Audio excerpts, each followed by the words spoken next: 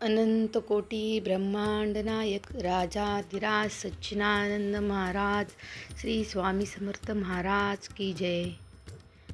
नमस्कार मैत्रिणींनो, स्वागत आहे तुम्हा सर्वांचं कथा सरिता या आपल्या यूट्यूब चॅनलमध्ये।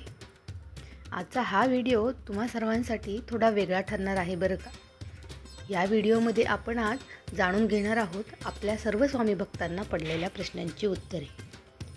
त्यामध्ये सगळ्यात महत्त्वाचं म्हणजे स्वामींची जी मूर्ती आपण घरी आणतो ती मूर्ती कोणत्या पद्धतीची असावी किंवा तिची प्रतिष्ठापना कशी करावी, स्वामींना नैवेद्य कसा दाखवायचा, स्वामींचे पारायण करत असतानाचे महत्त्वाचे नियम आणि त्याचे उद्यापन कसे करायचे, या सर्व प्रश्नांची उत्तरे देण्याचा हा एक छोटासा प्रयत्न आहे।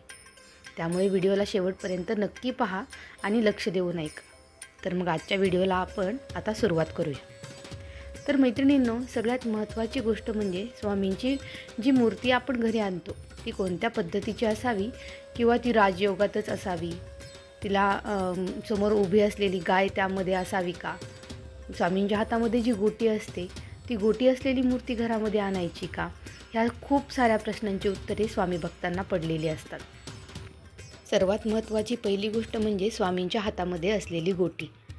त्या गोटीमध्ये स्वामी महाराजांना सदैव ब्रह्मांडामध्ये चाललेल्या आणि स्वामी भक्तांनी ज्या स्वामी भक्तांनी त्यांना हाक दिली, त्यांना काही अडचणी असेल त्या सर्व ते त्यांना त्या गोटीमध्ये दिसत असत। तर मग अशी गोटी असलेली मूर्ती का घरामध्ये आणू नये? त्यामुळे तुम्ही ह्याबद्दल तर निश्चिंत राहा की तुमच्याकडे जर अशी मूर्ती असेल तर काहीही घाबरून जायचं कारण नाही। दुसरी महत्त्वाची गोष्ट म्हणजे वटवृक्षाखाली बसलेले स्वामींनी त्यांच्या अख्ख्या आयुष्यामध्ये जास्तीत जास्त काळ हा वटवृक्षाखाली बसूनच घालवला। सर्व लोकांच्या समस्यांचे समाधान जेव्हा त्यांना करायचे असायचे त्यावेळेस ते त्या वटवृक्षाखाली बसलेले असायचे।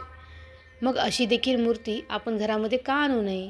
तर असे याबद्दल अजिबातही मनामध्ये कोणतीही शंका तुम्ही बाळगू नका। तशी मूर्ती जर तुमच्या घरामध्ये असेल तरीही काहीही हरकत नाही।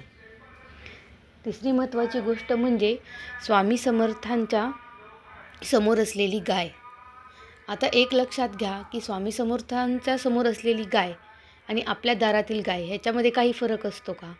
तर नाही। ज्याच्या पोटामध्ये 33 कोटी देव आहेत, एखाद्या विटाळामधून बाहेर पडताना जेव्हा आपण एखाद्या गायीच्या पाया पडतो त्यावेळेस आपण तिच्यामध्ये असलेल्या त्या देवतांच्या पाया पडत असतो।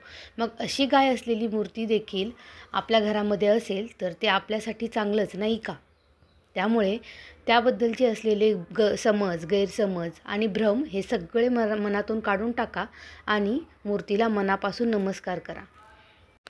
तुमच्या घरामध्ये जर स्वामींची मूर्ती असेल तर त्या मूर्तीला देवपूजा करताना रोज स्नान घाला आणि जर प्रतिमा असेल तर त्याच्यावरती थोडेसे पाणी शिंपडून स्वच्छ कापडाने त्या प्रतिमेला तुम्ही पुसून घ्या। त्यानंतर आपण धूप दीप आणि अगरबत्तीने आपण देवाची पूजा करायची आहे। देवाऱ्यासमोर आपण छोटीशी रांगोळी काढायची आहे। त्यानंतर तुम्हाला नैवेद्य करण्यासाठी रोज अगदीच वेगळं काही करण्याची अशी काहीही गरज नाही। जेव्हा तुम्ही तुमच्या घरामध्ये काहीही उपलब्ध नसेल त्यावेळेस तुम्ही साखर, पेढे अशा गोष्टींचा देखील नैवेद्य रोजच्या पूजा केल्यानंतर दाखवू शकता। त्यानंतर तुम्ही स्वयंपाकामध्ये जी भाजी भाकरी बनवत असाल किंवा रोजचं तुमचं जे जेवण असेल त्यामधलं अन्न उष्ट करण्याच्या अगोदर तुम्ही देवासाठी थोडासा नैवेद्य काढून ठेवा। आणि फक्त सगळ्यात महत्त्वाची गोष्ट म्हणजे हीच आहे की तुम्ही स्वामींपुढं किती लीनतेने जात आहात, स्वामींना किती मनापासून बोलवत आहात, ह्या गोष्टी बाकी सर्व गोष्टींपेक्षा जास्त स्वामींसाठी महत्त्वाच्या आहेत। तुम्ही जेव्हा एखाद्या कार्यासाठी घराच्या बाहेर पडत असाल त्यावेळेस जाताना किंवा एखादं कार्य करून घराच्या आत आल्यानंतर सर्वात अगोदर स्वच्छ हातपाय धुवून तुम्ही देवाच्या पाया पडा। त्यावेळेस स्वामींना मनामध्ये कोणताही राग, द्वेष आणि मत्सर अशी भावना न ठेवता लीनतेने स्वामींपुढं गेला तर स्वामी नक्कीच तुमच्यावरती कृपा दाखवतील आणि तुमच्यावरती दया करतील। त्यानंतर स्वामींना नैवेद्य दाखवताना आपण काय करावे ह्या प्रश्नाचं उत्तर ऐकूया। स्वामींच्या अधिष्ठानासमोर जे पाटावरती तुम्ही नैवेद्याचं ताट ठेवणार आहात त्या ताटावर तुम्ही नैवेद्य ठेवण्याच्या आधी उजव्या हातातील मधल्या 2 बोटांनी स्वस्तिक काढायचे आहे। त्यानंतर त्यावर ते ताट ठेवायचे आहे। त्यात जे नैवेद्याचे ताट केलेले आहे त्यामध्ये तुम्ही एक तुळशीपत्र देखील ठेवायचे आहे. स्वामींना नैवेद्य दाखवल्यानंतर तुम्ही देवासमोर दिवा लावता, धूप अगरबत्ती देखील लावायची आहे. आणि त्यानंतर जेव्हा तुम्ही नैवेद्यासाठी स्वस्तिक काढणार आहात त्यानंतर गायत्री मंत्र म्हणून, अथवा तुम्हाला गायत्री मंत्र जर येतच नसेल तर तुम्ही श्री स्वामी समर्थ, जय जय स्वामी समर्थ हा 3 वेळा मंत्र म्हणत त्या ताटाभोवती आपला हात फिरवायचा आहे आणि मग देवाला नमस्कार करायचा आहे. तुमचा नैवेद्य दाखवून झाल्यानंतर 15 ते 20 मिनिटांनी ते ताट देवासमोरून उचलून आपण जे अन्न बनवले आहे त्यामध्ये तो मिसळायचा आहे, जेणेकरून जेव्हा सर्वजण घरामधील जेवायला बसतील त्यावेळेस हा नैवेद्यरूपी जे काही अन्न आहे ते आपल्या घरातील सर्व लोकांपर्यंत पोचेल आणि त्यांच्यापुढे त्यांनासुद्धा स्वामींचा आशीर्वाद मिळेल. आता पुढील प्रश्न आहे की स्वामी सेवा करताना आपण जे पारायण करतो किंवा स्वामींचे जे नाम घेतो त्याबद्दलचे नियम. तर सर्वात महत्त्वाची पहिली गोष्ट म्हणजे आपले स्वामी हे अनंत कोटी पूर्ण ब्रह्मांड नायक आहेत. त्यामुळे त्यांची सेवा करताना त्यांचे नाव आपल्या मुखामध्ये घेताना आपल्याला कोणत्याही वेळेचं किंवा काळाचं बंधन असण्याची काहीच कारण नाही. स्वामींचे नाव घेत असताना तुम्ही फक्त ते किती मनोभावे आणि किती मन लावून घेता यावरती स्वामींना आपली भक्ती ही समजून येते. स्वामींचे पारायण करताना आपण 3 दिवसांचे, 7 दिवसांचे, 9 दिवसांचे किंवा 11 दिवसांचे करत असतो. ते करत असताना आपल्याला थोडेफार नियम जे पाळावे लागतात ते आपण आता पाहणार आहोत. स्वामींचे पारायण सुरू करत असताना सर्वात अगोदर तुम्ही एकतर गुरुवारी किंवा एखादा शुभ उचित असा दिवस निवडा.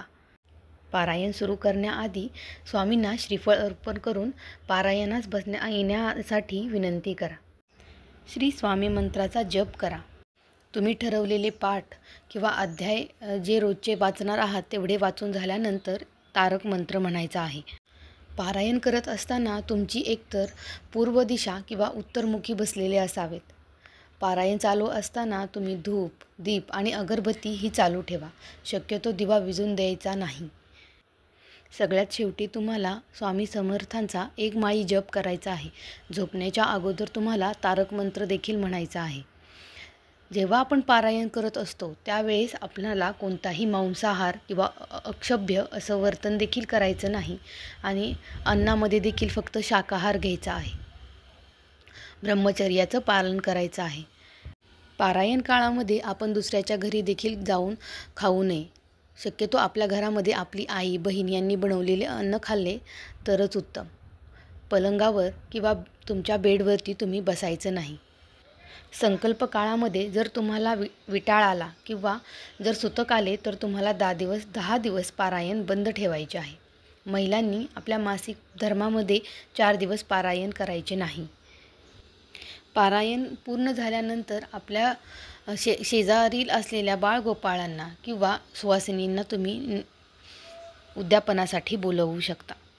त्यानंतर नैवेद्यासाठी किंवा पारायण सुरू करत असताना तुम्ही जे श्रीफळ ठेवलेलं असतं त्या श्रीफळाचा वापर तुम्ही तुमच्या गोडाच्या नैवेद्यामध्ये करायचा आहे. आज या व्हिडिओमध्ये मी इथेच थांबते. तुम्हाला पारायण करत असतानाची संपूर्ण माहिती जर आणखीन स्पष्टपणे हवी असेल तर आपल्या चॅनेलवरती बाकी देखील व्हिडिओ उपलब्ध आहेत. ते तुम्ही एकदा नक्की पाहून घ्या. व्हिडिओ बनवत असताना काही जर चुका झाल्या असतील तर स्वामी समर्थ भक्त म्हणून क्षमा करा आणि चॅनेलला लाईक आणि सबस्क्राईब करायला विसरू नका. श्री स्वामी समर्थ.